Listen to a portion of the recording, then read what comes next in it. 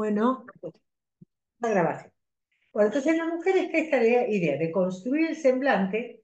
El semblante es hacerse pasar por lo que es. Esta es la definición que Jacques Lacan nos da de semblante, ¿dónde? En su seminario 18. ¿Cómo se llama el seminario? El seminario del semblante. En ese seminario, Lacan nos muestra que digamos, en la atribución, en la dualidad, digamos, el falo como organizador lógico, que no es más que eso, hace una distribución en el encuentro entre los sexos, donde hay alguien que hace de serlo, que es quien despierta el deseo del otro, y alguien que se plantea, porque tampoco lo tiene, el tenerlo. ¿Se acuerdan que el ser y el tener son dos conceptos freudianos que Freud introduce en la organización genital infantil? Evidentemente, en esta cuestión de que como el hombre tiene pene puede semblantear el tenerlo, no necesariamente responde a una cuestión anatómica, porque en el encuentro sexuado entre una pareja de mujeres lesbianas, seguramente habrá una que o irán rotando en esta dualidad entre el serlo y el tenerlo, porque es propio, digamos, de la escena o del acto sexual esta cuestión del juego entre el quien lo es y quien lo tiene, ¿no? Aunque a veces haya, digamos, momentos en los cuales, bueno, alguien de repente lo tiene y de repente lo es, ¿no? Es decir, hay como un juego entre estas dos posiciones, ¿no? No responden a una condición anatómica. Esto lo quiero decir porque si no vienen los feministas a decir que somos patriarcales, no somos tantas cosas más. Y en realidad no depende meramente del órgano, depende de la función, ¿no? Es decir, quien de alguna manera se presenta como quien lo puede dar, lo puede donar, aparece en una posición activa teniéndolo. Y el otro, que aparece activo en el hacer de falo, en tener ese brillo fálico que atrae el deseo del otro, también, ¿no? Es decir, hay siempre una posición activa funcional, tanto en el hacer que se lo es como en hacer que se lo tiene. Pero esas son las dos posiciones que Lacan nos invita a pensar en lo que tiene que ver con el encuentro, ¿no?, de los sexos en el acto sexual, que es un acto raro, porque como dice Lacan, no hay sino este acto en el encuentro de los cuerpos, y sin embargo, nadie sale eh, definiéndose como hombre o mujer después del acto, porque la definición de acto es que todo acto supone un cruce de un Rubicón y la posición y la posibilidad de tomar una posición, ¿no? Salir con una posición de goce y con una nominación diferente. Sin embargo, el acto sexual no es así, porque para acceder al acto es necesario haber tomado una decisión en relación a lo sexual, si se es hombre, si se es mujer, si se es lesbiana, si se es travesti, lo que ustedes quieran poner ahí, a mí no me importa, pero hay una decisión a tomar para poder presentarse ante el partener sexual. Uno se presenta como mujer, como hombre, como lesbiana, como travesti, como transexual, como a cada uno le venga en gana. ¿Se entiende? Por eso nosotros no somos ni patriarcales, ni hay un fetichismo del falo, ni nada por el estilo. Además, como los otros días en una jornada que Silvia Amigo lo explica muy bien, cuando uno habla de falo, habla de castración, no habla de falo. El falo universalizado, que es un operador lógico, por otra parte, no es sin la castración, porque ese operador que nos indica lo que vale, también nos indica que eso que vale, nunca lo vamos a lograr del todo, siempre lo podemos perder, si es que alguna vez creemos que lo conseguimos, está atravesado ese falo universalizado, ese fi, está, digamos, emparentado, ¿no?, en banda de Moebius, digamos, con la escritura de la castración, que es el menos fi. Por eso hay erección y hay detumescencia. ¿Mm? Hay orgasmo y hay angustia en el acto sexual. Y para llegar al acto es necesario haber tomado una decisión que le permita a uno sostener este semblante de serlo tenerlo. En las mujeres, a veces en las histerias, hay mucha angustia ante esta posición de pasar al acto, en esta cuestión de ser objeto y realmente que el otro haga de su cuerpo, del cuerpo femenino, un objeto. Bueno, y esa es la escena de la violación, o la escena del maltrato, o la escena del golpe, cuando ya se pierde la dimensión del semblante y se pasa al acto. Es como que la violación, como que el abuso, como la violencia sexual contra la mujer, es un pasaje al acto, porque se ha quebrado la ficción del semblante, ¿se entiende? Porque el semblante es una ficción que ensambla con la posición fantasmática y protege, como todo fantasma, fantasma es una ficción, donde uno se relaciona con un otro en función de lo que el otro quiere de uno, y el problema es el sostenimiento de esa ficción, que no se vaya, que no se quiebre, porque cuando se cae la ficción se pasa al acto. Se pierden las veladuras, se pierden, digamos, todos los velos del bien y de la belleza, como nos enseña Lacan en el Seminario 7, que permiten, ¿no?, darle un marco ficcional a lo real del goce. Porque como somos hablantes, construimos una ficción. No tenemos la brutalidad de los animales que se comen entre sí, porque tenemos una serie de regulaciones, ¿no? El no matarás, no, no yacerás con tu madre, revisión del incesto y del parricidio, que nos permiten construir un velo ficcional frente a esta dimensión obscena, monstruosa que tiene el goce, que no se empuja a una infinitización de goce como pasa en la perversión, ¿no? No me voy a seguir con esto porque si no, no voy a dar la clase. Como verán, yo me voy por las ramas. Ustedes me tienen que parar eso. Sigamos con las histerias. Bueno, entonces, ¿qué ocurre? Si yo digo histeria femenina, bueno, a veces la histeria es un obstáculo para la construcción de la feminidad, porque ocurre que la histérica se engancha mucho en esta dimensión de semblantear el falo y se pone de alguna manera muy en esta tesitura de rivalidad fálica, a veces con los hombres, se pone muy reivindicativa, se pone muy feminista a veces. Las grandes histerias después fueron grandes feministas, y a veces se pierde el rumbo respecto de entender que una cosa es suponer que todo goce es fálico y otra es justamente hacer valer la posición femenina de que no todo goce es fálico. Por ejemplo, les doy un ejemplo tonto, ¿no? Para el discurso feminista de una época, yo soy bastante más grande que ustedes, y soy de esas primeras, por ahí ya hoy una generación un poquito más acá, pero bueno, muy cerca de esa generación que en los años, fines de los 60, 70, comenzó a experimentar la libertad sexual a partir de la irrupción de la píldora anticonceptiva. Antes de que apareciera el SIDA, hubo un tiempo feliz en la humanidad donde la gente disfrutó, creyó disfrutar, ¿no? Como siempre, son ficciones neuróticas, creyó disfrutar de la libertad sexual, ¿no?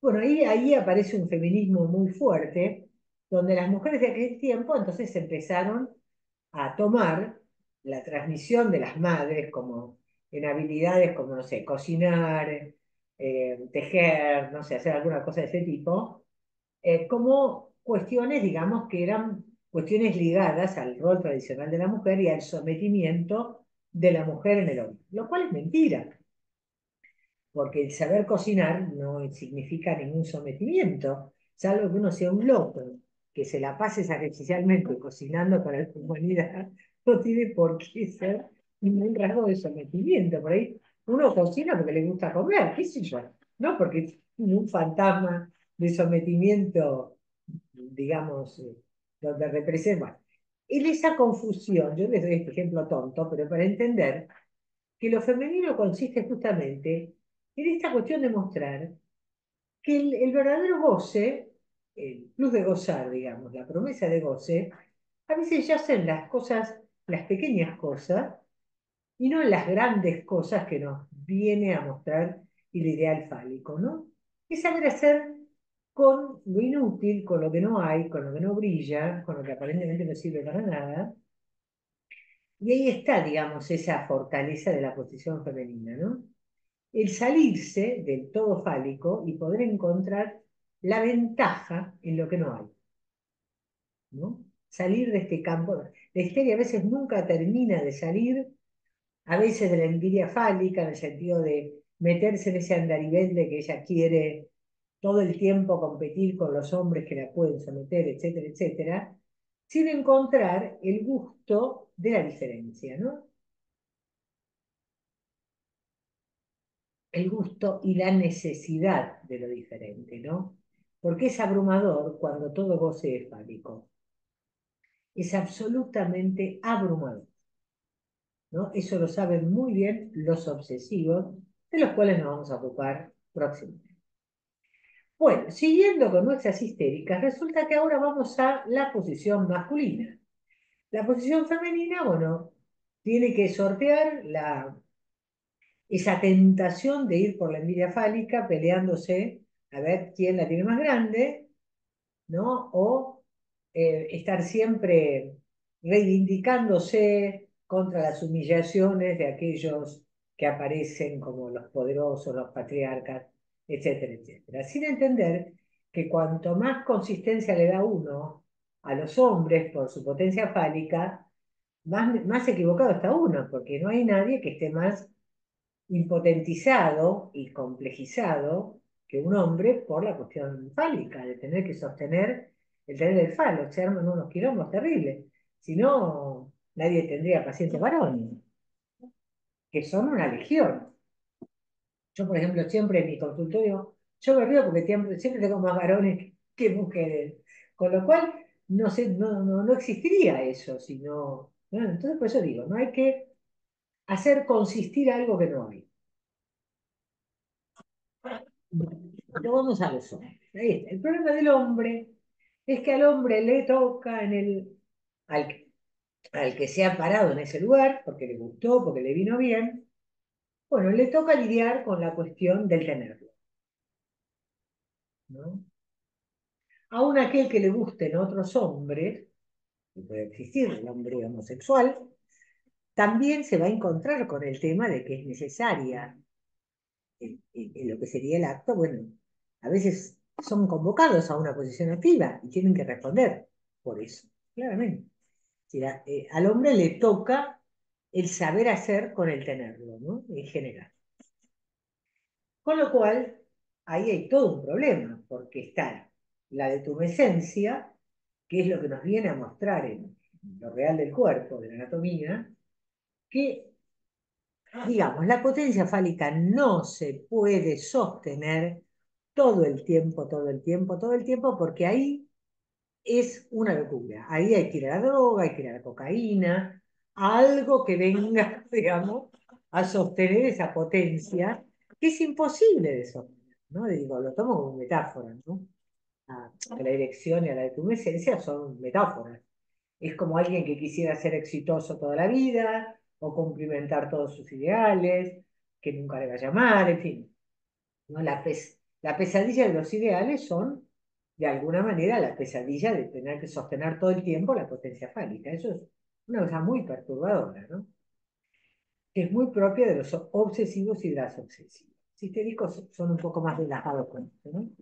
Ahora, en el caso de los hombres, evidentemente hay una cuestión en la construcción de la histeria masculina donde aparece, digamos, el hombre que de alguna manera toma la elección, digamos, de las neurótica de la histeria, digamos, uno puede observar clínicamente que hay cierto tropiezo, por llamarlo de alguna manera, en la posibilidad de haber tomado, ¿no? Una identificación lo suficientemente interesante con el padre pudiendo disponer de la transmisión de los emblemas fálicos a la cual, de alguna manera, está llamado el padre, ¿no? Es decir, hay algo ahí en la identificación a los emblemas identificatorios paternos que dan el camino de la masculinidad, que del histérico quedaron, vamos a llamar así, medio colapsados, ¿no? Quedaron ahí en el camino. Entonces, hay ahí un cierto fracaso en el poder semblantear, el tenerlo, porque para poder creerse un poquitito que se tiene cierta potencia fálica, es condición necesaria cierta identificación a estos emblemas fálicos paternos, ¿no? El tú puedes famoso de los evangélicos que uno escucha por las noches, tú puedes, tiene un poco que ver con esto, ¿no? Es decir, es necesario poder creérsela un poquito que hay algo de potencia fálica y hay un saber hacer con el falo y con la potencia fálica. La histeria siempre se ocupa de castrar al otro, castrar al padre, demostrarle al padre, bueno, vos te la crees, ¿no? Y en realidad no pasa nada, con los famosos atos de Dora, que indica que el padre tenía cierta impotencia que se suplía con cierta modalidad de goce erótico que tenía que ver con la zona oral, ¿no es cierto? ¿Se acuerdan la tos de Dora? Denunciaba la impotencia del padre. Siempre los síntomas histéricos denuncian la impotencia del padre, porque la histeria está para castrar, ¿no?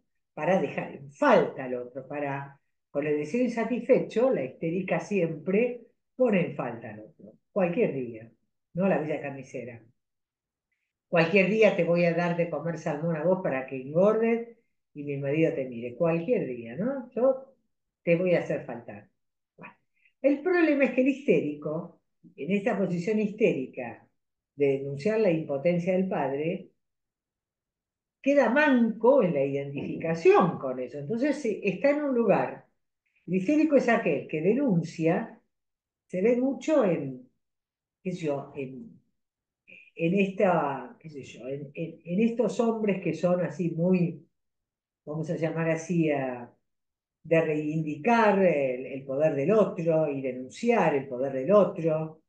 Este, este, yo me acuerdo en una época había un dirigente de izquierda que lo mandaba a trabajar, que era el gerente de una multinacional, que era el Citibank, que fue uno de los responsables de la evasión de plata y de la crisis del 2001. Ustedes por ahí no se acuerdan, pero yo sí me acuerdo. Y el tipo lo mandaba a trabajar. Era una cosa bien histérica, ¿no?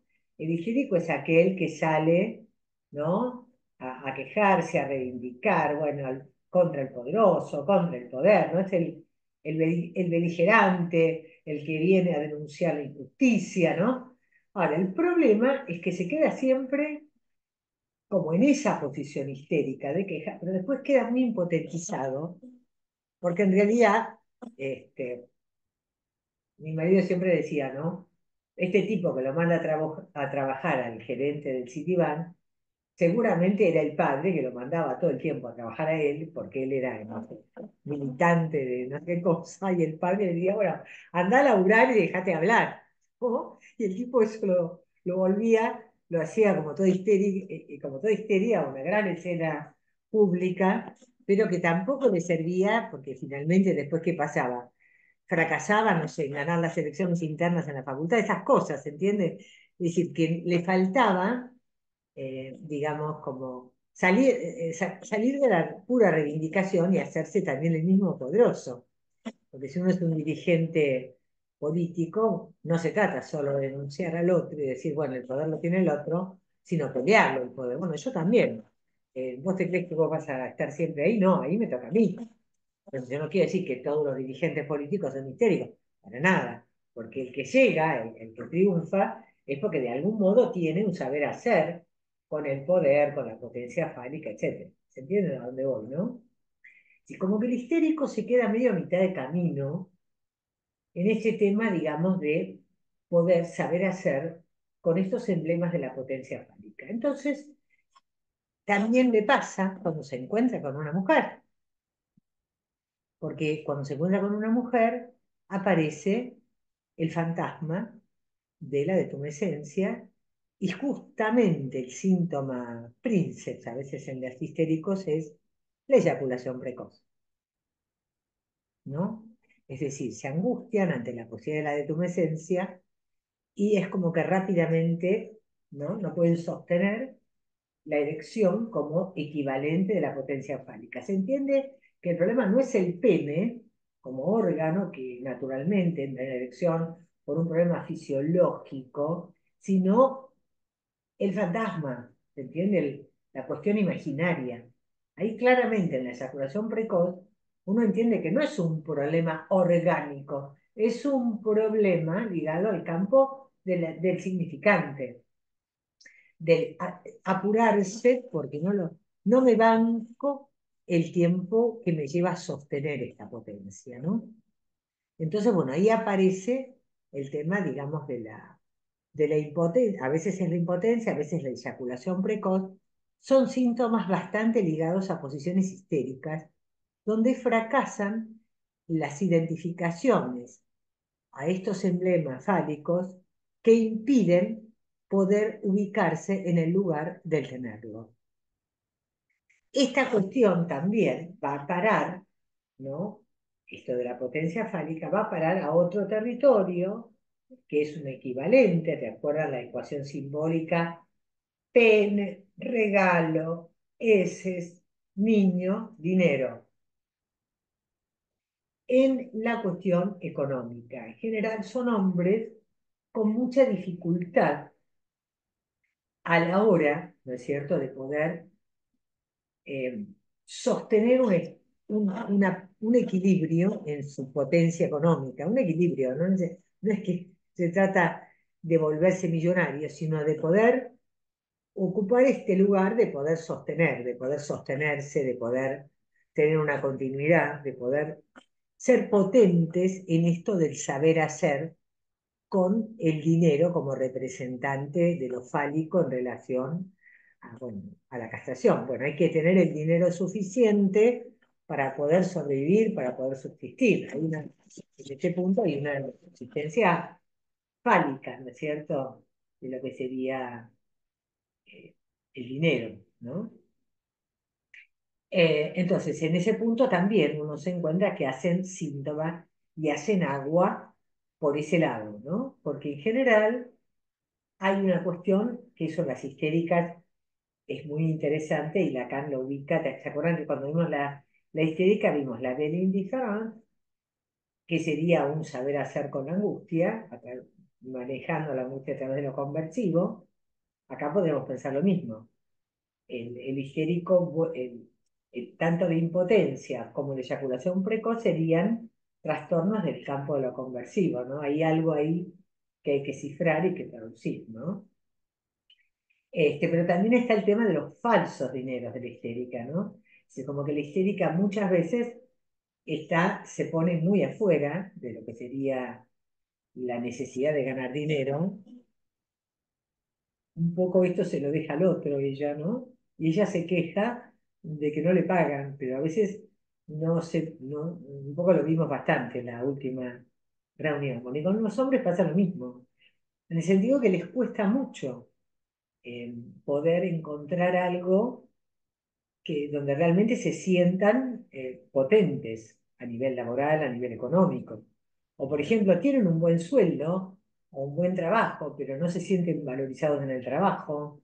Y si hay una posición fálica un poco caída, que tiene que ver con esa cuestión, en el caso de este hombre, de Gerard Pommier, él tiene la hipótesis de que el histérico ha quedado muy fijado a este lugar de ser sodomizado por el padre, en lo que sería la escena primaria le pegan a un niño, como que el histérico hubiera quedado en una posición, en ese sentido, de mucha impotencia frente al padre. Y esto es un dato clínico muy interesante, porque cuando ustedes van a ver El hombre de las ratas, que yo les dije que yo tengo un YouTube donde está El hombre de las ratas, está en la cosa freudiana, en el YouTube de la cosa freudiana, para aquel que le interese el caso, lo presentamos un día, salió muy lindo, por eso yo siempre lo recomiendo, porque justamente el hombre de las ratas era un tipo que siendo muy chiquito, un día que el padre lo quiso castigar porque no sé qué macana se había mandado, el tipo lo encaró al padre y le dijo, cualquier día me vas a pegar, no sé, el tipo era un enano y lo encaró al padre de una manera terrible. Y es ahí donde el padre le dice, bueno, este hombre vas a ser un gran hombre o un criminal, ¿no? Esta cuestión de que, bueno, con esta potencia fálica, o sos grande y te da para el bien, o sos un hijo de puta, un criminal, un canalla, que es un poco pues toda la cuestión, ¿no? Del pobre hombre de las ratas que quedaba entre el capitán cruel y la deuda que él tenía del padre y toda la historia, ¿no? Como verán, es bastante gracioso este tema de que en cambio el histérico en general es como que o por ahí tiene un padre caído, o por ahí realmente ha quedado muy pasivizado con este padre y en ese sentido no ha podido consumar ningún parricidio, digamos, parecido simbólico, ¿no? En el sentido de, bueno, de poder matar al padre en el punto de poder autorizarse, o poder matarlo un poquito, poder sacárselo de encima, poder saber contar con él, pero ir más allá de él, todo esto que sabemos que nos enseñan en la teoría, ¿no? Entonces, el histérico también tiene este tema de que es el deudor crónico de alimentos, ¿no? Aquel que... Y muchas veces hay ciertos núcleos de algunas cuestiones de muchos fóbicos, muchos hombres con mucha fobia se ve cierta cuestión histérica, ¿no? Cierta cuestión de inseguridad, de fragilidad. Este tema, por eso digo, donde lo que aparece es la habilidad de las identificaciones necesarias para poder construir el semblante masculino, ¿no? Que es hacer como que se lo tiene, ¿no?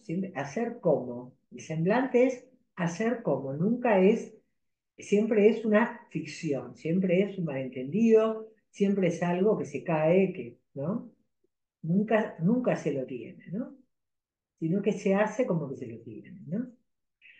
Bueno, y la otra cuestión que va a parar también a la construcción, en la histeria, por ejemplo, la histeria a veces es una posición que a veces puede impedir la maternidad cuando aparecen las histerias un costado por ahí muy narcisista o de mucho estrago con la madre, mucha rivalidad con la madre, que también les hace complicada la posibilidad de la maternidad, ¿no? En el sentido de esta cuestión histérica de, bueno, a veces con cierto costado narcisista, estas histéricas que viven para sí mismas y que solamente pueden disfrutar de ser ellas el centro de la escena y estar siempre captando el interés y seduciendo y captando el interés del otro, a veces la maternidad puede quedar un poco obturada porque es salir de la zona de confort narcisista en la cual transitan muchas histéricas, ¿no? Es salir de esa posición de confort, digamos, ¿no? El cuerpo que se deforma, el niño que hay que atender, darle la teta, ocuparse, etcétera, etcétera. Es decir, a veces la maternidad viene, digamos, más del lado de lo femenino, es decir, poder saber hacer con todos los quilombos que supone tener un hijo, y no tanto con lo histérico, donde, bueno, puede aparecer la cuestión fálica de estoy embarazada, tengo un hijo, pero también está el costado sufriente de tener que renunciar a la centralidad en la escena, ¿no? En el histérico, lo que aparece en forma correlativa a esto que le pasa a las histéricas, es la dificultad en la posibilidad de la paternidad, ¿no? Porque justamente es como que al histérico le costara bastante ubicarse en el lugar de hacer de padre. Porque en algún lugar la paternidad y la masculinidad están anudadas. ¿Mm? Esto no quiere decir que cada padre sea un patriarca o que cada hombre sea, no sé, un posible tirano de no sé qué cosa. Yo digo que la paternidad y la masculinidad están anudadas. ¿Por qué están anudadas? Porque el hombre no tiene, por una cuestión biológica, anatómica, ninguna posibilidad de saber si es el genitor, porque él tiene un trato indirecto con ese hijo por venir. La mujer tiene un trato real, el hijo está en su cuerpo, lo puede aceptar, lo puede abortar, lo adopta o no, pero está en su cuerpo. La mujer no puede, digamos, tener una cosa escotomizada porque el bebé está ahí, es un real en su cuerpo, ¿no? Entonces, la maternidad es una cosa y la paternidad es otra. La paternidad siempre es esa posición que de alguna manera se desentiende del lazo biológico estrecho con ese bebé y es un acto de adopción plena, digamos, no es como que, bueno, tú eres mi hijo, es como un acto simbólico de adopción. Tú eres mi hijo, ¿me entiendes? ¿Mm? Por eso Lacan ubica en el seminario 3 el padre que le dice al hijo, tú eres el que me seguirá, ¿no? Siempre lo paterno tiene que ver con la sucesión, con la transmisión, con el decir, bueno, yo digo que vos sos mi hijo y vos que sos mi hijo, sos el que me va a continuar, ¿no? Esto es un poco el meollo de lo que nosotros psicoanalíticamente entendemos por un padre. Es aquel que transmite una filiación. No es el reproductor, el macho que exhiben en la rural con las cucardas, que es el reproductor. No, eso es un hecho del campo de la biología. La paternidad es un campo que pertenece al campo del significante, y del simbolismo. La paternidad es puramente simbólica. No, eso, digamos, siempre se supo. El padre nunca es el genitor, sino aquel que dice que, bueno, él es el padre y los otros son los hijos. Le dice a los otros, tú eres el que me seguirá. ¿Se entiende? ¿Mm? Entonces, claramente el hombre, por su propia fisiología, que no anida, digamos, no, en su cuerpo, el bebé no tiene un trato real, sino un trato simbólico, es el que, bueno, de alguna manera está en condiciones de hacer de padre, porque, bueno, por ejemplo, en el caso de una pareja de mujeres, la que no concibe, la que no tiene al bebé en la panza, puede hacer de padre. En general tiene más distancia. ¿Se entiende? Con ese bebé, ¿no?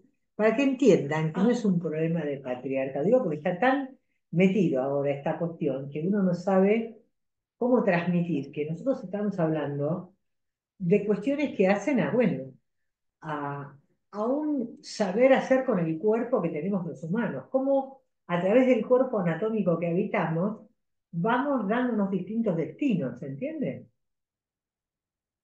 Nada más, se trata de eso, digamos, ¿no? Que el destino no es la anatomía, aunque no es sin ella, porque a partir de eso que habitamos es que podemos construir el resto. Y también la renegación de esto que somos nos puede llevar a cosas muy complicadas, ¿no? El tema de la operación, cuando no se acepta el sexo anatómico que uno tiene, puede a veces llevar a cuestiones muy complicadas de pasaje al acto o de cuestiones muy de entrar en situaciones de peligro, ¿no? Como se ve en La joven danesa, por ejemplo, no sé si vieron la película, ¿no?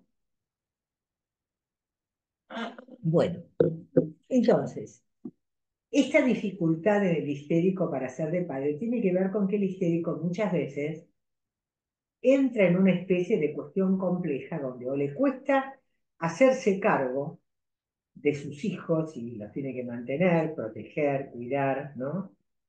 ¿Mm? A veces escapan y salen corriendo, ni siquiera quieren que el chico lleve su nombre, les cuesta a veces adoptar, a este hijo como propio. Y muchas veces el histérico entra en cosas raras. Por ejemplo, el histérico, digo, ¿no? Uno lo ve mucho en la clínica, cuando te cuenta una paciente que el marido todo el tiempo rivaliza con ellas a ver quién es mejor madre,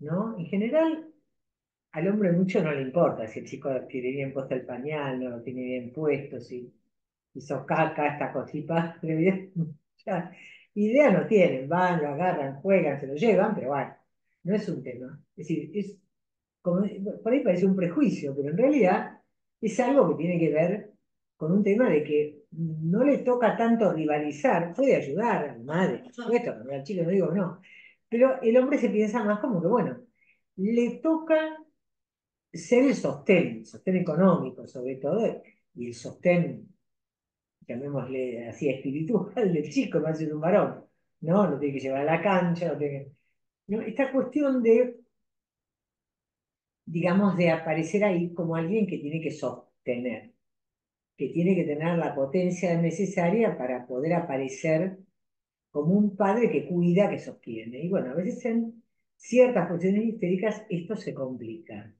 bastante, porque a veces el histérico o rivaliza con la madre, o a veces, cosa que uno ve mucho en la clínica, son gente que rivaliza con los hijos, ¿no? En el sentido de que, bueno, o los cela, o los, qué sé yo, no los puede manejar, no los cuida, no los puede proteger, ¿no? ¿No? Si hay algo ahí de fracaso, ¿no? En lo que tiene que ver con el ocupar este lugar, ¿no? Lugares materno y paterno, que en realidad son funciones, insisto, ¿no? El padre es aquel que tiene una distancia porque no tiene una relación directa corporal con el niño y aparece como un tercero entre él y la madre. Puede ser un hombre o puede ser una señora que en una pareja de lesbiana haga en un momento determinado tome ese rol. No digo que tiene que ser un señor de barba y bigote, ¿no es cierto? Puede haber alguien que ocupe esa función, pero que tiene que ver con una dimensión paterna, ¿no? De sostén, de cuidado, ¿no? De protección. Y en el caso materno está la cuestión del deseo de la madre, ¿no? Que tiene que ver, bueno, con este tema de que este hijo venga a representar una, digamos, un objeto de deseo. A veces en muchos histéricos hay una cosa de deseo materno por el hijo, de estar muy enamorados del hijo, muy causados, pero no pueden, lo quieren un montón, pero no lo pueden sostener, no lo pueden cuidar, ¿se entiende? Que es medio paradójico, ¿no? Porque a veces están tan enamorados del hijo como la madre, pero no saben cómo hacer con ellos, ¿no? Están como muy impotentizados. A mí me parece que gran parte de las dificultades que hoy tenemos en la crianza con los chicos tiene mucho que ver con la caída de la función paterna, que en general es el estandarte de todo neurótico obsesivo varón, porque el neurótico obsesivo varón es el que más entrenado está para ocupar este lugar paterno, porque es el tipo más ligado a la deuda. Bueno. Y entonces hay una especie de histerización de estos hombres que se vuelven muy desdibujados en esta idea de la pareja, que los dos son iguales, hacen todo lo mismo y se ocupan indistintamente del chico. Es un error, porque tiene que haber, no importa que siempre sea la escena igual, puede variar, pero siempre tiene que haber una escena de un 3 o un 4 como nos enseña Lacan en el grafo. No hay complejo de tipo como historieta, hay deseo de la madre, nombre del padre, falo y niño. Son 4. El niño y el falo son diferentes, porque el niño se plantea el falo, pero no puede coagularlo. Si lo coagula, estamos en el horno, ¿no? Estamos en las patologías graves. Está el niño diferenciado en lugar del falo. ¿Por qué? Porque el niño se plantea ser el falo. La promesa de obtención de falo para la madre se potentiza como mujer siendo madre, la madre siempre es una posición fálica para la mujer, una posición potente, y entonces aparece con esa promesa, pero no coincide con. Y tiene que haber, para que ese niño no consista y no sea un falo fusionado a la madre, para que no haya fusión, para que no haya del insecto entre la madre y el hijo, aparece un tercero, que es el nombre del padre, que no es un tipo, insisto, de bigote y barba, sino alguien que interviene ahí para privar a la madre y le dice, no reintegrarás tu producto. La prohibición del incesto se dirige a la madre, no reintegrarás tu producto, y hacia el hijo, no yacerás con tu madre. Es decir, se prohíbe allí esa fusión de goce, ¿no? Entre madre e hijo. No son cuatro. Deseo de la madre, nombre del padre, que el nombre del padre es un nombre que dice que no y que regula el goce incestuoso, que le dice que no al parecido y al incesto. Ese es el nombre del padre, un decir que no. ¿Dónde van a encontrar que el nombre del padre es un decir que no? En el seminario 21, los no incautos yerran, o los nombres del padre según la religión. El niño y el falo. Entonces siempre tengamos en cuenta que cuando hablamos de complejo de Edipo, estamos hablando, ¿no es cierto?, de lo que sería la estructura discursiva edípica donde se constituye una subjetividad. ¿Se entiende? No es un cuentito de que Edipo, bueno, tampoco es un cuentito, porque como bien decía Silvia Amigo los otros días, Edipo es alguien que sin saberlo, lo trágico de alguien que sin saberlo mata a su padre y desposa a su madre. Entonces, es algo trágico que una noticia es algo que tiene que quedar olvidado porque si aparece un recuerdo, Edipo tiene que arrancarse los ojos y ser condenado a una sucesión de tragedias. Edipo en Colón es el destierro de Edipo, la tragedia de Antígona, que es hija de Edipo, que es matada porque ella sale a discutir la ley de la polis, porque ella pretende que a su hermano, que es un traidor de la polis, se lo entierra en la polis, y bueno, como no se accede a esto, finalmente la matan. Eso está todo trabajado en el seminario de la ética de Lacan, el seminario 7.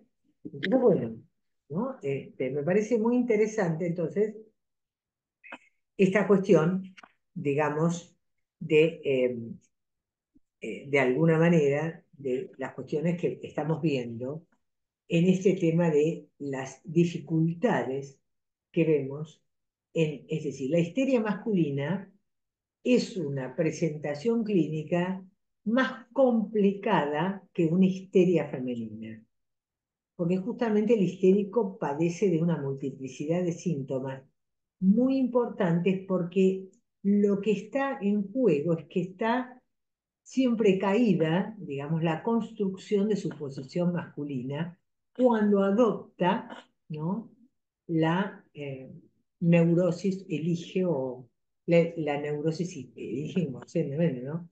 La neurosis histérica. Claramente en el histérico debe haber ocurrido, como en la histérica, en esta insatisfacción, tenemos que ver un punto de fijación en la infancia donde claramente este histérico no fue lo suficientemente investido fálicamente, ¿no?, por la madre o incluso por el padre. Entonces ahí aparece este punto de insatisfacción, ¿no?, de frustración de no haber tenido ese lugar de investimiento fálico tan importante, ¿no? Que en la mujer no es tan complicado porque en última instancia el goce femenino no depende exclusivamente del goce fálico, entonces de todas maneras no es determinante esta cuestión de que, bueno, hayan preferido a mi hermanito, al cabo no es tan grave cuando uno descubre que al final fue una suerte, porque al final, por ahí haber preferido al hermanito le significó a ella menor atadura en el estrago materno, porque la víctima del estrago materno fue el hermanito, por ejemplo, ¿no? La histeria puede manejárselas con el saber hacer con lo que no hay. El histérico, en cambio, está más complicado porque le hace falta el semblante de esta potencia fálica, ¿no? Acá, digamos, en el capítulo 10, que si quieren yo voy a ver si lo encuentro, el de Pommier, él aparece, digamos, esta definición que yo les expliqué recién. La característica esencial, dice Pommier, es que lo sintomático, es el síntoma del histérico, aparece en el hombre cada vez que se produzca un defecto en la simbolización mediante el género. Es decir, el histérico, cuando tiene que presentarse y semblantear el tenerlo, le acontece el síntoma. ¿Se entiende? Le viene la impotencia, la eyaculación precoz, lo echan del trabajo, se pelea con los hijos, pongan lo que quieran ahí. ¿Entienden? Entonces, la disposición de la histeria masculina hace que la cuestión de la simbolización, dice Pommier, sea contingente. La simbolización no se produce siempre, es una posibilidad, ¿no? Y en algún lugar él va a plantear que un ejemplo muy, pero muy claro, de histeria es el machismo. Cuanto más machista es un hombre, más formación reactiva es ese machismo contra su propia constitución masculina, con su fracaso en la constitución masculina. Porque si no, ¿qué necesidad habría de ser, de hacerse tan, digo, el machismo en su versión caricaturesca, ¿no? Aquel que se la pasa este, boludeando a las mujeres, ¿no? Siempre haciendo alarde de una supremacía fálica. A veces en esos lugares encontramos histéricos, ¿no? Y por otra, porque además lo que Pommier nos enseña es que en, en el mejor de los casos, miren lo que dice acá, qué interesante esto que nos trae Pommier. Un histérico masculino contrabalancea su neurosis gracias a la masculinidad o la simbolización del falo. En el peor de los casos se quedaría en la línea de defensa de la seducción al igual que la histérica. Esa seducción puede parecer algo perfectamente viril, tal como vimos la última vez con respecto al machismo, siendo este una medida de defensa contra la seducción.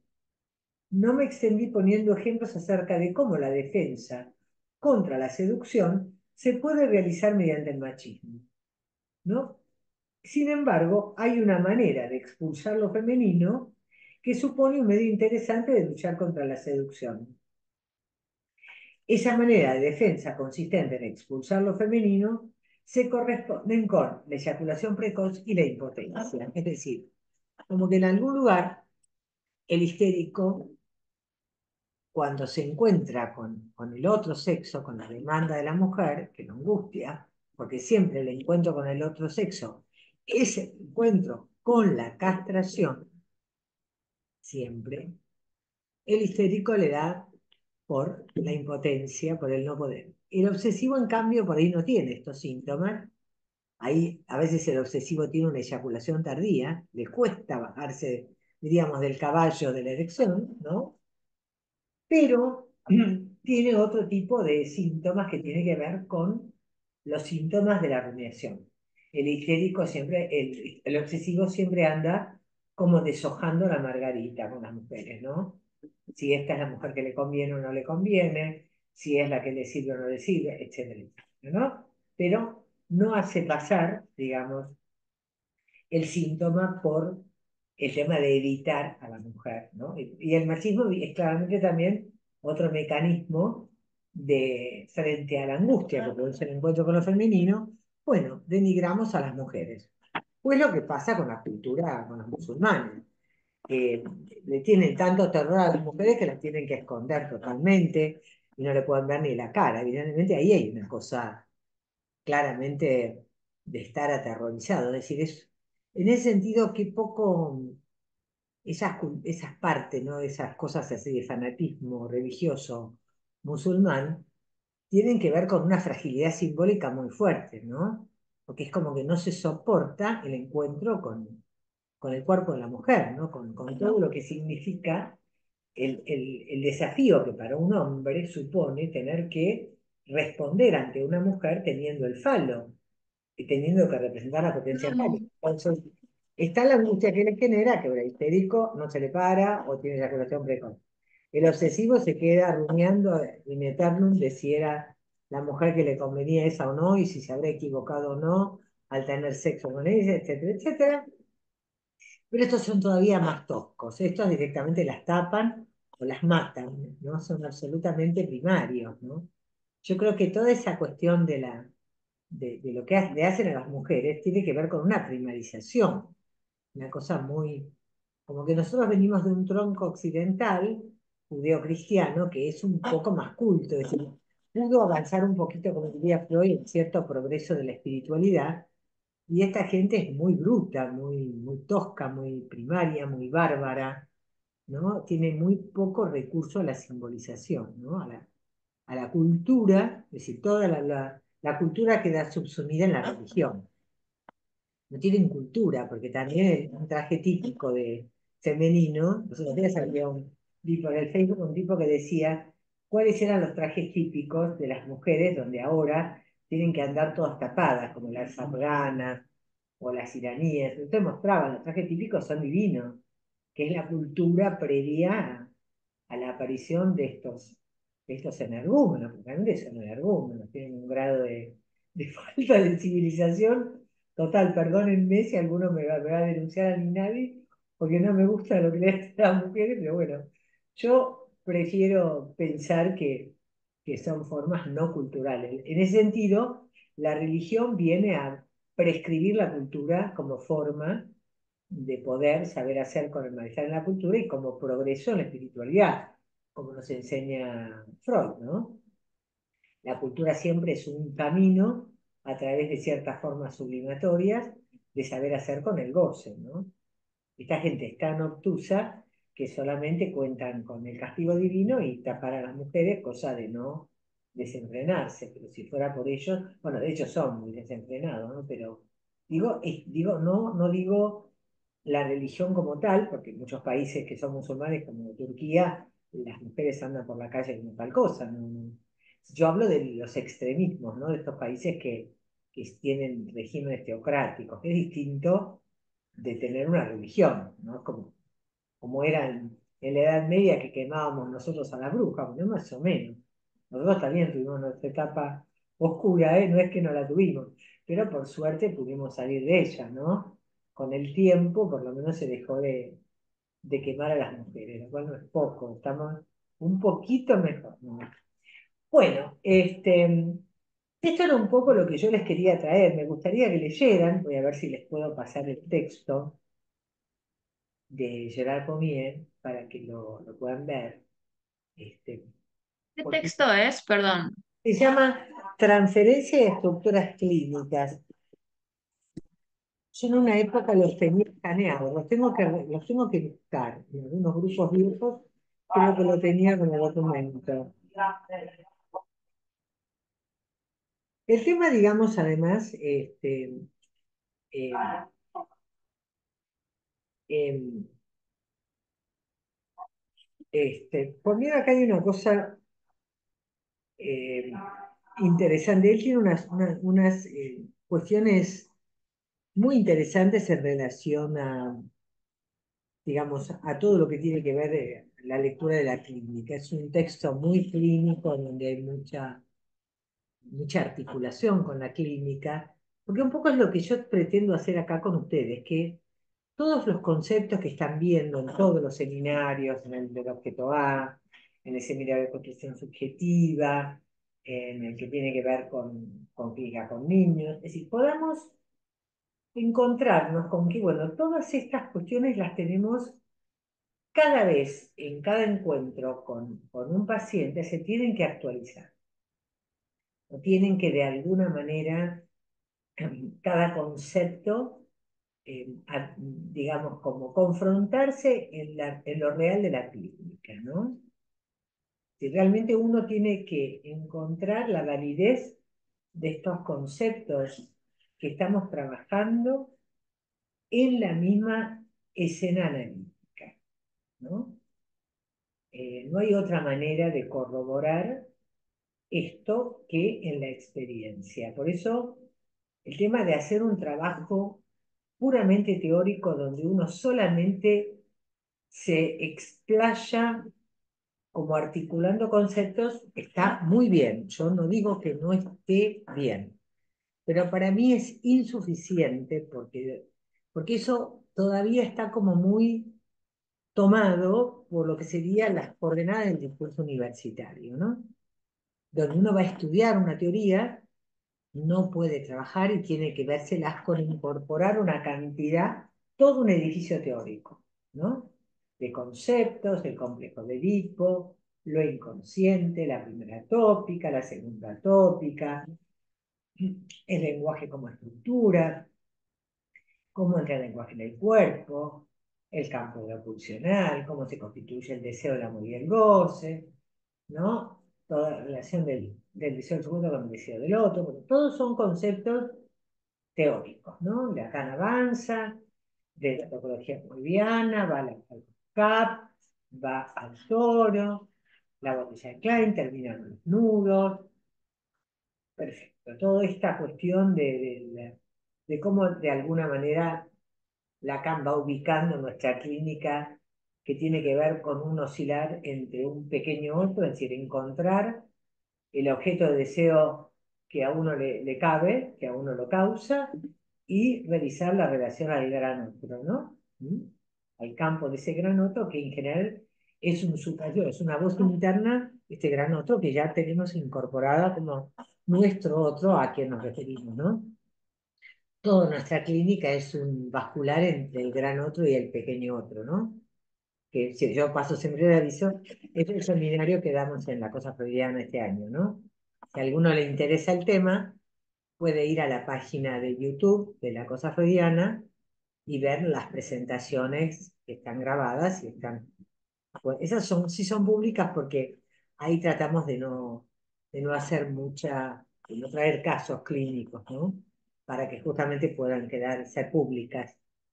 Pero acá lo que me interesa es que ustedes puedan estos conceptos pensarlos en la clínica de ustedes, ¿entiende? Es decir, como que ustedes se interroguen cuando están escuchando a un paciente, bueno, ¿qué posición hay ahí? ¿Qué trastorno hay en la construcción de la masculinidad? Porque además siempre la cuestión de género, la cuestión de decirse hombre, decirse mujer, o decirse travesti, o decirse lo que ustedes quieran, son posiciones discursivas que implican la construcción de un semblante que uno tiene que presentar ante el otro. Siempre todo el síntoma tiene que ver con el encuentro con el pequeño otro, ¿no? Por eso digo que nuestra clínica bascula del gran otro al pequeño otro. El problema es que cuando nos encontramos con el pequeño otro, cuando un hombre se encuentra con una mujer, esa mujer puede venir a ocupar para él el lugar de un gran otro, puede ser la madre, puede ser el padre, un gran otro que le está pidiendo vaya a saber qué cosas, y ahí viene la inhibición, y ahí viene la angustia, y ahí viene el síntoma. ¿Se entiende? La inhibición, el síntoma y la angustia vienen en el encuentro con el partener, cuando el pequeño otro, ese partener, viene a representar para nosotros un gran otro que además es un territorio, como dice Lacan, gozante, un otro que nos quiere gozar, no un otro libre de goce, que nos preguntamos qué querrá, sino que le suponemos un goce. Ahí estamos en el horno. Y muchas veces toda nuestra tarea en la clínica tiene que ver con vaciar el campo de ese otro interno que cada uno tiene, de ese goce que lo habita, ¿no? Porque a veces la relación con el pequeño otro está perturbada porque adentro de la cabeza de uno están estas voces, este gran, digo de los neuróticos, no de los psicóticos, ¿no? De estas superyoes crueles que nos habitan, que nos gozan bastante, que nos torturan bastante, ¿no? ¿Por qué habré hecho esto? ¿Por qué habré dejado de hacerlo? Es lo que digo de lo obsesivo. Esta mujer, ¿me conviene o no me conviene? ¿No? Esta cuestión. Entonces es muy importante tratar, porque si ese gran otro adentro de mi cabeza bien está representado por el pequeño otro que tengo enfrente, mi relación con el pequeño otro se va a la mierda, ya sea con el semejante o con el partener sexual. porque no tengo un otro que es como yo, sino que tengo un gran otro que vaya a saber lo que me va a hacer. ¿Se entiende? Esto es muy importante en la clínica. ¿Mm? Bueno, yo ya hablé 1 hora y 24 minutos, así que me gustaría poder escucharlos, a ver qué tienen para comentar, para preguntar, para decir, porque es un tema, me parece, bastante interesante este, ¿no? Pensar la histeria masculina, ¿no? Después, además de esta clase, el que quiere, yo tengo clases que son públicas, que están en mi canal de YouTube, sobre histeria masculina, que esas las pueden ver porque tienen mucho menos material clínico que el que estamos teniendo acá. ¿Se entiende? Pero como esto no es grabado, pueden, está grabado, pero es para nosotros, pueden presentar o preguntar algo que les preocupe. ¿Mm?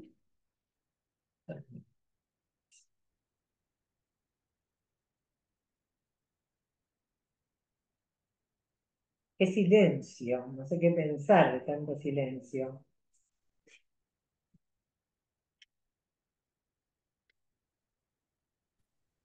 Yo me quedé pensando en esto del islamismo, eh, bueno, que hay como en Europa, en Inglaterra, hay como un gran crecimiento del islamismo, ¿no? Y digo, bueno, esto como la dificultad que se presenta actualmente en la simbolización, ¿no? Como que me hizo pensar un poco en Y eso. viste como las nuevas derechas, viste, Paula, ¿entendés?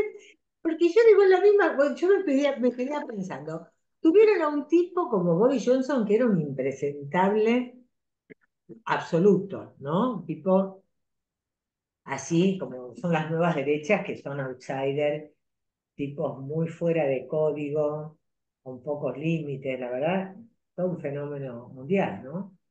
Que sería una especie de retorno de ciertas barbaries, ¿no? Entonces tenemos la barbarie, digamos, de la nueva derecha, y también la barbarie de una religión que pasa a ser como un único eje, porque una cosa es la cultura, por ejemplo, africana, la cultura oriental, del Medio Oriente, las comidas, los trajes, las rutinas, qué sé yo, los ritos, las leyendas, ¿no? Que es la cultura. Pero esa gente lo reduce todo a la religión. Es como la nueva derecha que reduce todo a la guita, al dinero. Ven que son como salvajismos, no sé. Está muy buena tu asociación, ¿eh? Porque a mayor barbarie, en el sentido de que retrocedemos en nuestra calidad democrática, de regulaciones, ¿no? Porque ¿qué es una democracia? Es un sistema donde hay regulaciones, donde hay leyes, donde hay una división de poderes, donde existen, digamos, garantías, derechos y obligaciones. Hay garantías, quiere decir que uno tiene garantizados derechos, ¿no? Entonces hay regulaciones, no se puede hacer cualquier cosa, ni pueden hacer cualquier cosa con uno. Cuando eso entra en crisis, porque se discute, no, la democracia es una porquería, porque no le sirvió a la gente para, ¿no? Entonces, bueno, se va a un autoritarismo, ¿o no? ¿Qué hay? No, si uno saca eso, viene uno que regula a él lo que le canta, y bueno, entonces vienen las teocracias, vienen ¿no? Las nuevas derechas o las teocracias, es decir, como que, ¿no? Como que hay un retroceso o una involución a formas más rudimentarias, como fallas en la simbolización. Vos lo dijiste muy bien, ¿no? Bueno, pensaba en los terraplanistas, ¿no? Que ¿Viste? reaparecieron hace Claro, poco. claro. De repente viste ahora la Tierra es plana y de repente el Sol va a girar alrededor de la Tierra.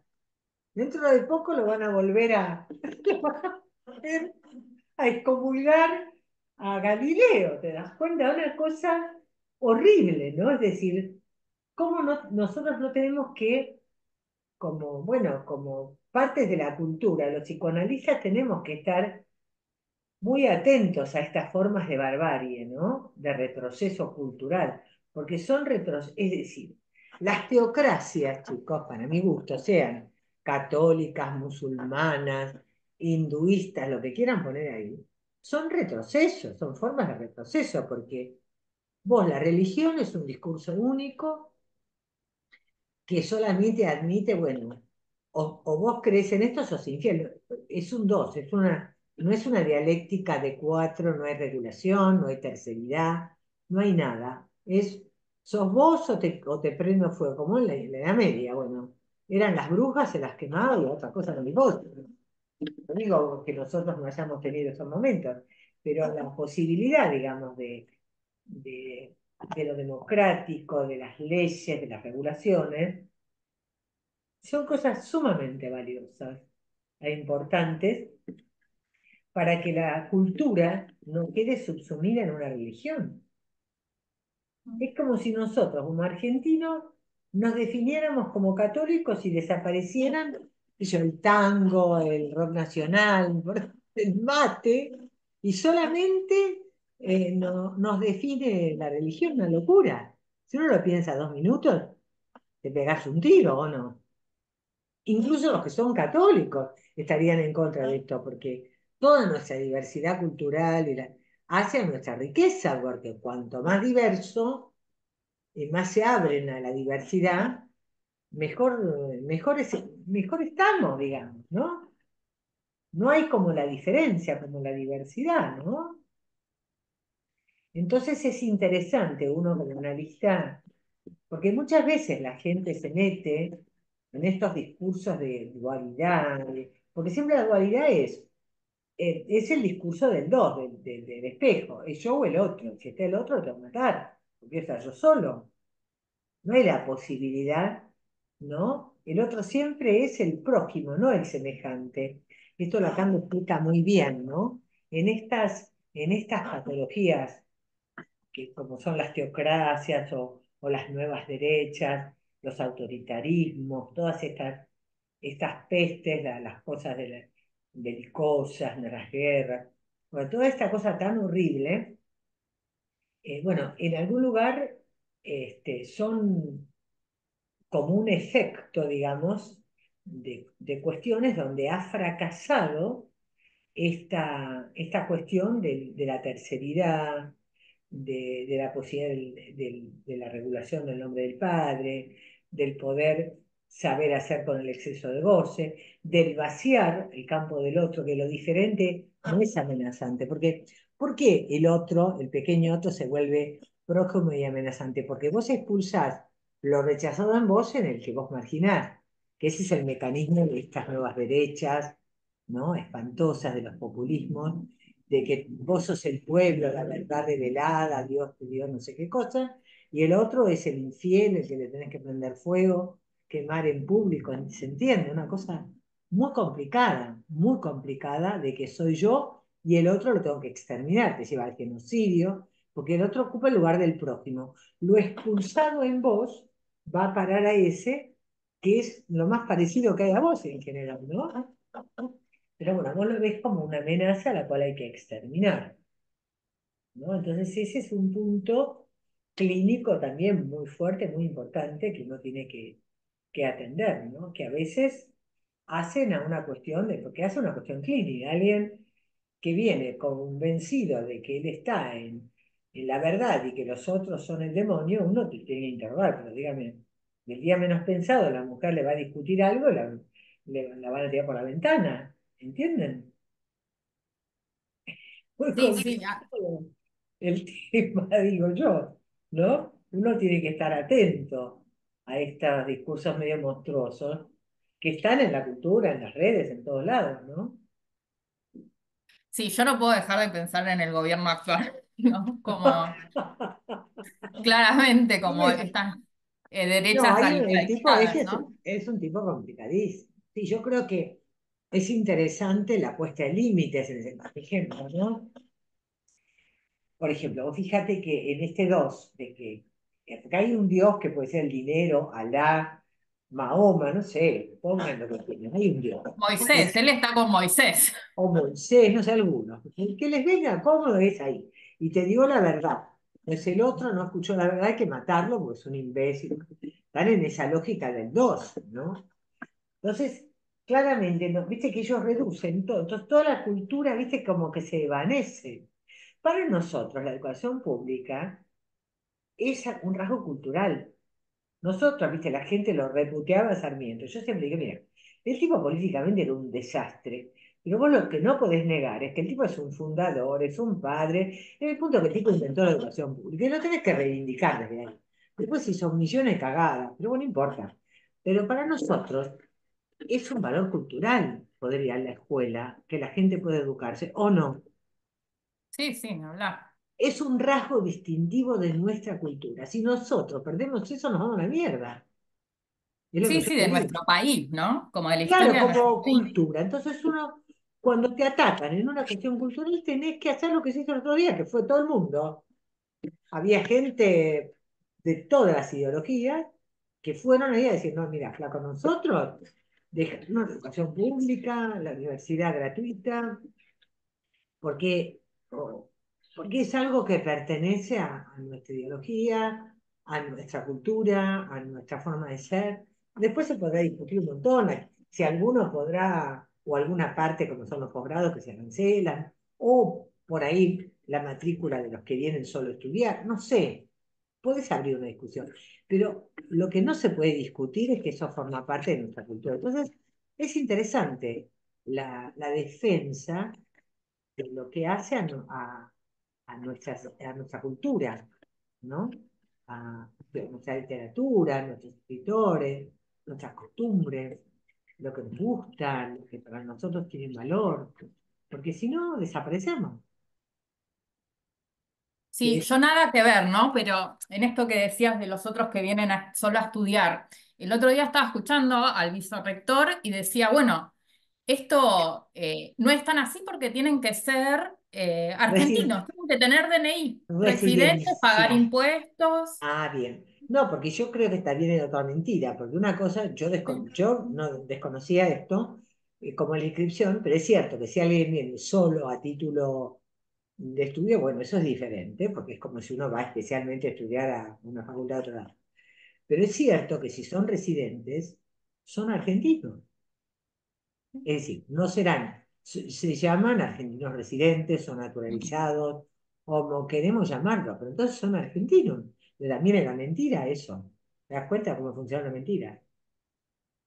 Por eso es interesante la cuestión de estar atento a mantener nuestra cultura, nuestros rasgos culturales, lo que nos hace argentinos, lo que es propio de nuestra tradición cultural. Yo le explicaba, lo que pasa es que, viste, ¿cuánto pibe hay que no llega a entender que cuando se organiza la Argentina como república, se organiza como república armando una constitución? Te guste o no, los tipos en el 53 se dieron.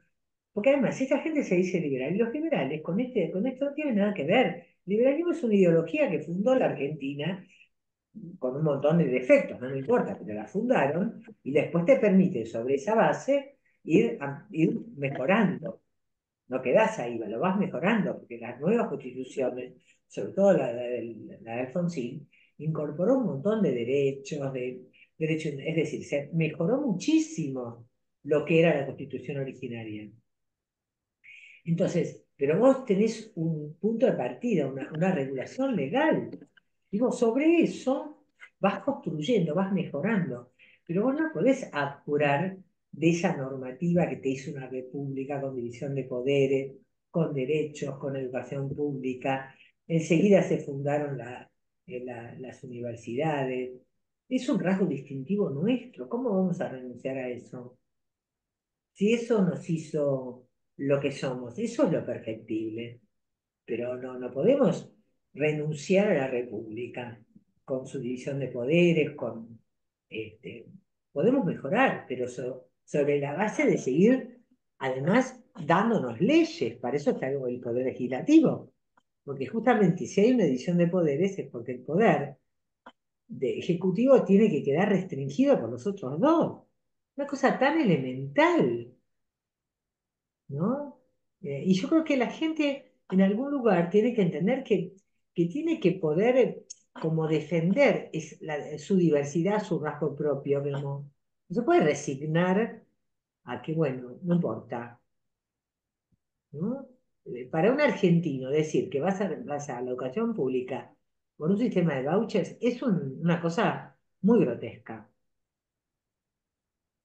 muy grotesca. Y que, por supuesto, como vos decís que nosotros no tenemos comunidades que además tienen muchas dificultades de integración, como es en Inglaterra, todas las comunidades pakistaníes, de lo que eran las colonias británicas de la India y de Pakistán, mire, que son hipernumerarias.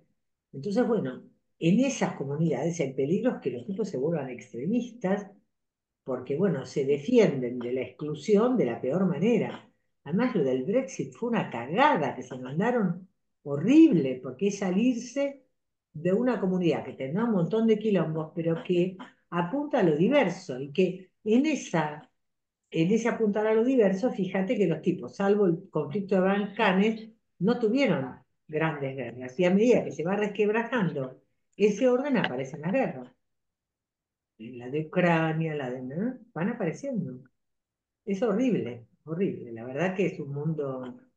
Pero bueno, el psicoanálisis en esto explica esta idea de, digamos, de lo necesario de hacer, digamos, de poder construir una relación con el semejante que no tenga que ver con la exclusión o no ubicarlo en el lugar del prójimo a destruir y a denigrar, ¿no? Eso es muy importante y eso está en el seminario de la ética, que se los recomiendo muy calurosamente porque ahí es muy interesante, ¿no? Para pensar cómo el fenómeno de exclusión es solidario del fenómeno de masa, donde en el fenómeno de masa está la identificación al líder, de ahí la peligrosidad del fenómeno de masa, porque vos tenés líderes que propenden a un fuera de ley, imagínate qué masa se genera allí. Es como las violaciones en manada, son violaciones en masa. Un abogado los otros días decía que como eran en masa, había que apelar a que la persona, si hubiera estado sola, eso no lo hubiera hecho. Mirá, ahora vos te das cuenta de lo que es la perversión. Yo digo, este tipo es un perverso. Decir que la pena de los que mataron en banda a este pibe de Villa Gesell, hay que bajarles la pena porque, bueno, fue un fenómeno de grupo. No eran... El tipo usa nuestra teoría para desculpabilizar a tipos que mataron a otros. No, eso es terrible. Esas cosas Perdón, me vienen de la nuca, ¿eh? al contrario, ¿no? Habría que pensar que son todavía más peligrosos. Vieron que esas masas tendrían que ser hiperpenadas por su peligrosidad.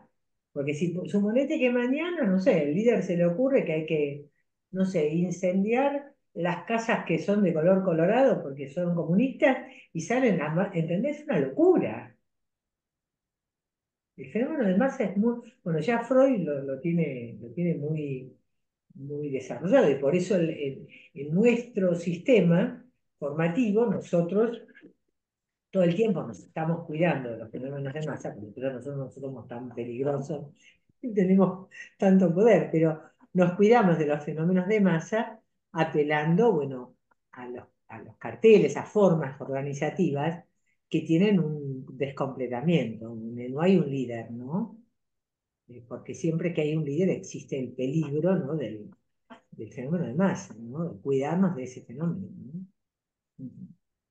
Sí, recuerdo en los juicios de Nuremberg cuando se decía que había una desresponsabilización de las personas en esto de como ser parte de un proceso global, ¿no? Claro, Bueno, yo no fui el que mató a esta persona, solo lo llevé hasta el tren, ¿no? El conductor del tren, bueno, yo lo llevé a los campos, ¿no? El del campo, bueno, yo lo metí acá, ¿no? Pero como esta desresponsabilización donde exacto. todo queda en función de una ideología No, claro, es lo que llaman en la banalización del mal. ¿Por qué no? Cuando vos matás, por eso digo, uno tiene que volver por eso el psicoanálisis tiene una ética que responsabiliza al sujeto por sus voces y por sus actos.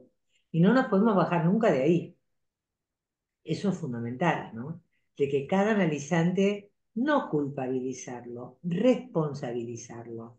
No que tenga la tortura del super yo y se autocastigue, sino que se haga cargo de lo que tiene que hacer para bueno, para hacer con eso de lo cual es responsable, ¿no? Responsabilizarse por su goce, ¿no? Eso me parece que es crucial. Eso me parece que es crucial, ¿no? Bueno, si les parece, vamos dejando acá. Nos vemos la próxima.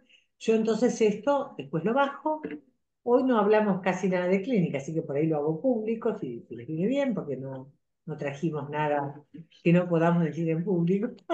Yo lo digo todos los días, así que mi opinión sobre la nueva derecha y todas estas cosas que son tan complicadas, que no son tampoco un fenómeno local, ¿no? Tienen que ver con un mundo más primarizado que nunca, ¿no? Desgraciadamente. Bueno, nos vemos Marites, la próxima, ¿eh? Sí, un segundito, quería hacer un comentario. Eh, Ahí en relación a la histeria que estuvimos trabajando, ¿no? Tanto femenina como masculina, eh, hay un libro que leí hace mucho tiempo de Nacio que se llama El dolor de la histeria. Y pensaba como habla, que por lo que yo entendí del libro, como una histeria de base en todo sujeto, ¿no? Y cómo esto después se va resignificando en relación al el pasaje por el complejo de Edipo y de las posiciones que se van tomando. Entonces, bueno, pensaba en todo lo que estuvimos hablando también en la clase anterior, ya bueno, de la constitución, ¿no? Del sujeto y cómo todo el tiempo en esta clase hubo alusiones a lo político, ¿no? A lo político que se entiende de lo contemporáneo, como de estar en qué posición estar, ¿no? De hecho, terminamos hablando de política, como claro, de de política, los claro, en el lugares. mejor de los sentidos en cuanto a cómo los humanos, estos goces, van a parar a la polis, porque es en la polis, de ahí viene política, donde tenemos que saber hacer con el semejante. Del Nosotros orden, no ¿no? Del estamos orden fuera de eso, de, ¿no? Claro, claro. claro, del orden de las cosas. Vos dijeron algo, la compañera, vos también lo dijiste, de como la caída de lo simbólico. Sí, Y sí. por otro lado, lo especular, como que lo imaginario, decían en la clase anterior, la profesora, que lo imaginario, en la relación imaginaria dual, está la agresión con el otro, ¿no? En Todo el esta tiempo el relación imaginaria. exterminio del otro, porque es el otro o yo. Por eso digo que es tan peligroso. Cuando a mí me venían a contar que era genial lo que decía Laclau de la creación del enemigo y del significante vacío, digo, ojo al piojo. Una cosa es el significante vacío y otra es cuando vos ubicás el dos de pueblo-antipueblo, porque yo personalmente siempre lo discutí.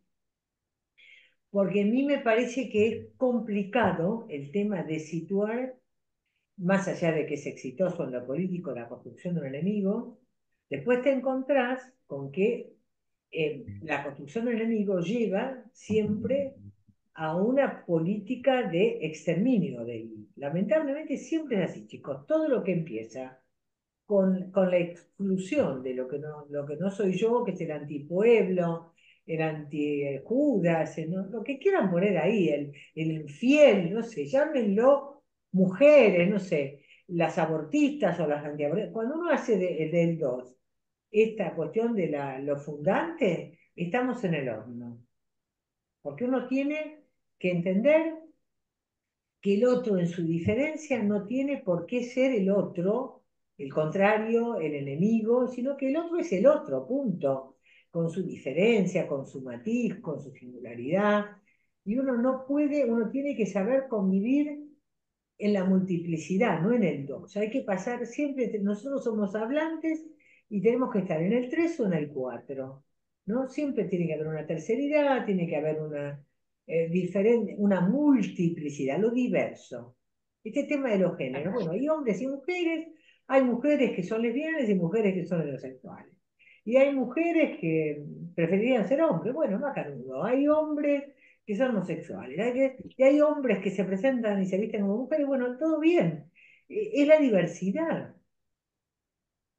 Lo Pero, ¿qué diverso. pasa? Yo me preguntaba, ¿qué pasa, no? Si a nivel simbólico hay una caída, hay una caída de las instituciones, todo el tiempo Ah, hay un ¿viste? intento también de- de que caiga todo esto, ¿no? Que también podríamos pensarlo como una cuestión fálica, ¿no?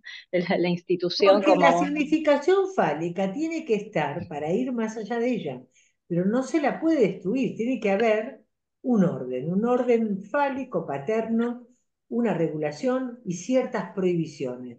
Si uno sale de ahí, se va al infierno, porque a partir de esas regulaciones uno va transformando, va adquiriendo derechos, va modificando, pero tiene que haber una regulación de goces básica donde el no matarás y no yacerás con tu madre son los dos fundamentos éticos de la convivencia. Una cosa es la moral y otra es la ética.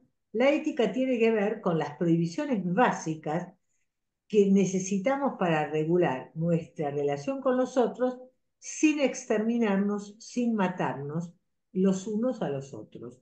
El no matarás hace a esos 10 mandamientos que están en la cultura y que me parecen fundantes de un orden y que son indispensables, porque sin el no matarás, sin esa ética de que yo puedo, tengo un grado de libertad, pero no puedo exterminar ni matar al otro, y lo básico para poder convivir con el otro. ¿Qué hago yo sin el no matarás? ¿Se entiende? Que es una restricción ética, que no es de la moral. La moral son las costumbres de época. Antes era inmoral ser homosexual, hoy no. Eso es de la moral. La ética no. El problema no es ser homosexual o heterosexual, es no ser asesino. El problema es el tema del dañar al otro, exterminarlo, matar. Eso es lo que nosotros tenemos que lograr acotar para poder convivir y aceptar al otro en su diferencia. Estamos muy Claro. primarizados, ¿eh? Muy primarizados. La vamos a tener que remar un montón, ¿eh? Bueno, chicos, nos vemos, ¿eh? Ok, bye bye. Chao.